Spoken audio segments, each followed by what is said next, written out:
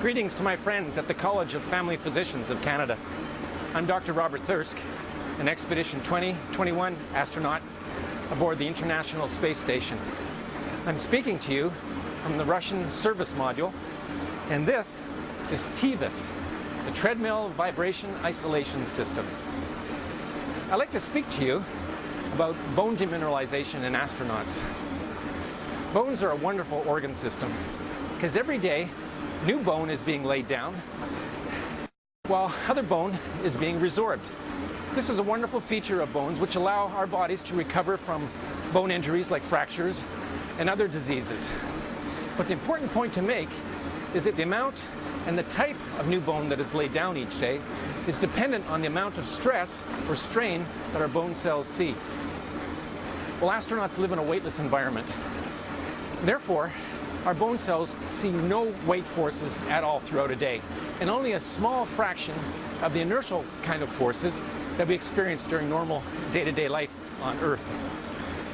And this makes us susceptible to loss of bone density, bone demineralization. We know that bone demineralization occurs immediately upon entry into weightlessness. On the first day in space, we see a 60% increase in the loss of calcium through the urinary and the gastrointestinal tract. This loss continues throughout the flight. We also know from previous scientific studies that bone resorption is increased while bone formation is more or less unchanged. Serum levels of vitamin D go down, parathyroid hormone go down, and serum and urinary levels of calcium go up, putting us at increased risk of renal stones. Well, the loss is primarily from the weight-bearing bones. So the lower lumbar vertebrae, the pelvis, the trochanter, the femur, the tibia, the calcaneus. Typically from these regions, astronauts will lose 1 to 2% of the bone mineral density each month in space. This is 4 times the rate that for a postmenopausal woman. So during this 6-month expedition aboard the International Space Station, I can expect between an 8 and 12% loss of my bone mineral density. Well, the story doesn't end there. The bone loss, it seems, continues even after we get back to Earth. And it takes typically 3 years for an astronaut who spent 6 months aboard the International Space Station to recover most of their bone mineral density back. Well, what can we do about this? Well, the first thing we do is every day we take vitamin D. Living in a spaceship, we're no longer exposed to sunlight, and our vitamin D level goes down. So we try to maintain that with vitamin D tablets. Secondly, we exercise every day. We have a muscle fitness kind of machine called ARED in one of the other modules that we work out with. And TVIS, our treadmill vibration isolation system, also plays an important role. Obviously, it has benefits for my cardiovascular system, but notice that I'm wearing a harness as well, which holds me down to the tread. The harness exerts a downward force on my shoulders and on my waist equal to that of my body weight. And therefore, my weight-bearing bones are at least being stressed by the impact loads and for a brief period of time during the day with weight loads as well.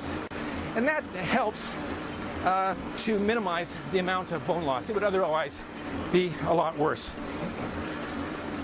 Well, we know that exercise alone will not stop bones from demineralizing in space. Now, the primary problem of bone demineralization in astronauts is bone resorption. There's a class of medication out there called bisphosphonates which work to reduce bone resorption. They're prescribed broadly by physicians for the osteoporotic community, and they're effective. Well, I have agreed to be one of the first astronauts subjects to take alendronate tablets every week to hopefully reduce the amount of bone demineralization that I'll experience during the 6-month expedition in space. The principal investigators are Dr. Adrian LeBlanc from the United Space Research Associates in Houston, Texas, and Dr. Toshio Matsumoto from Japan. They're hoping that the combination of in-flight exercise with alendronate every week will greatly reduce or perhaps even stop the amount of bone demineralization in astronauts.